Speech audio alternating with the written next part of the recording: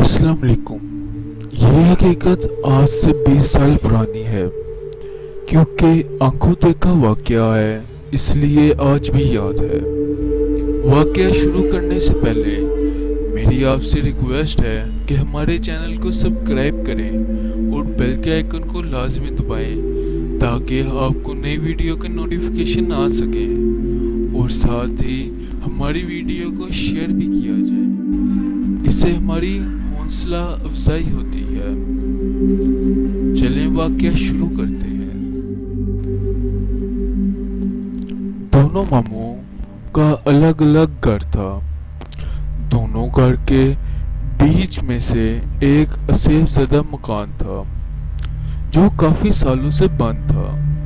इस तरह से तीनों घरों की छतें आपस में मिली हुई थी। हम मायो वाले दिन पंजाब पहुंचे थे। खूब शौक से रात के फंक्शन की तैयारी कर रहे थे। मुझे आज भी याद है, आपी इस दिन बहुत हसीन लग रही थी। इन्होंने पीले रंग का सूट पहना हुआ था। रात को मायो खत्म हुआ तो सब लड़कियां छत पर हंसी मजाक कर रही थी। दूसरे मामू का घर, जो कि असेब ज़दा मकान के बराबर था, वहां हमारी एक और आपी खड़ी दूर से बातें कर रही थी। इन्हें देखकर सादिया आपी ने कहा, तुम इतनी जल्दी घर क्यों चली गई हो? वापिस आ जाओ, ढेर सारी बातें करेंगे। इन्होंने कहा कि अब रोड वाले रास्ते से इस वक्त कोई आने नहीं देगा और मैं इस मकान की छत पर आ नहीं सकती, मुझे डर लगता है। सादिया आपी ने कहा, तुम रुको, मैं तुम्हें यहीं से लेने आती हूँ। ये कहकर वो असेब ज़दा मकान की छत पर उतर गईं। बाकी लड़कियों ने इन्हें रोकना चाहा कि यहाँ से ना जाओ, क्योंकि इनके बाल खुले हुए थे और पीले रंग का सूट भी पहना हुआ था, लेकिन वो नहीं मानी। इस मकान की पूरी छत इन्होंने क्रॉस की और कज़न को साथ लेकर कुछ ही वक्त में वापस आ गई। वो इनकी जिंदगी का आखिरी फंक्शन था। रात बहुत हो गई थी। बातें करते करते सब सो गए। सुबह उठे तो इन्हें मामूली बुखार था। मगरिब हुए ही बुखार बहुत तेज हो गया था, इतना तेज कि वो मेहंदी वाले फंक्शन अटेंड ना कर सकी। अगले दिन डॉक्टर को दिखाया, मामूली बुखार की दवा दे दी, लेकिन फिर वही मसला के रात में बुखार तेज हो जाता था। एक हफ्ते गुजरने और मुसलसल डॉक्टर्स बदलने के बावजूद इनकी हालत बेहतर ना हुई। यहाँ तक कि हम वापस अपने घर कराची आ गए। सब एक साथ रहते थे। दिन ब दिन इनकी हालत गिरती जा रही थी। रंग काला हो गया था, कमजोर पड़ती जा रही थी, लेकिन इनकी हालत समझ से बाहर थी।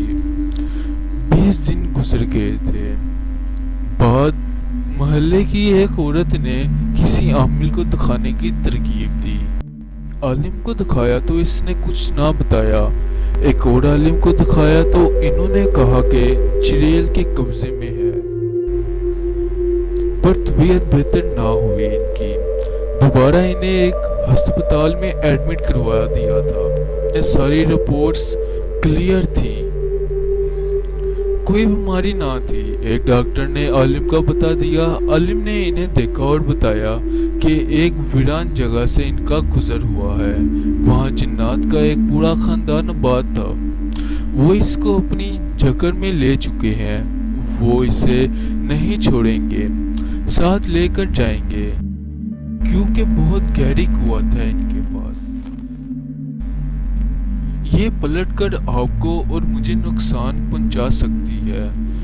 इस बच्ची के बालों के आशिक हैं वो, और आप अल्लाह से दुआ करें, कुरान की तिलावत इनके सामने किया करें और इनके बाल काट दें। लिहाजा अगले दिन हिजाम को बुलाया, लेकिन अगले दिन जब हिजाम आया तो एक ही रात में इनके बाल सिमट कर सख्त गुच्छा बन गए थे।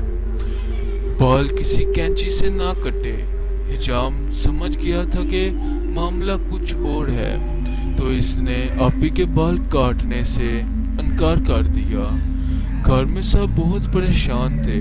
بھائی نے پریشان ہو کر خود آپی کے بال 12 گھنٹوں کے وقت میں کاٹ دیے کہ شاید وہ ٹھیک ہو جائے۔ بال کاٹنے کے اگلے دن بالکل ٹھیک تھی، گھر میں تھی، سب خوش تھے اس لیے کہ شاید ٹھیک ہو رہی ہے، لیکن رات 12 بجے ان کی طبیعت اچانک خراب ہو گئی۔ وہ بار بار کہہ رہی تھی کہ بھائی یہ سب خوفناک ہے، مجھے لے جائیں گے، مجھے بچا لیں، بھائی میں جینا چاہتی ہوں، بھائی مجھے ان سے بچا لیں۔ یہ ان کے آخری الفاظ تھے۔ یہ کہتے کہتے ہی وہ بے ہوش ہو گئی تھی۔ کسی اور عامل کو بھائی نے بلایا تو انہوں نے کہا کہ جو جنات کے بالوں میں کے عاشق تھے، بال کاٹ دینے کی وجہ سے وہ ان کے جسم میں سراہٹ کر گئے ہیں۔ آپ کو بال نہیں کاٹنے چاہیے تھے۔ اب آخر میں کچھ نہیں کہہ سکتا۔ فجر کے وقت ایک بہت تیز چیخ سے پورا گھر گونج اٹھا تھا۔ آپی کو جا کر دیکھا تو وہ انتقال کر گئی تھی۔ یوں ایک ہنستی مسکراتی زندگی کہیں گم ہو گئی تھی۔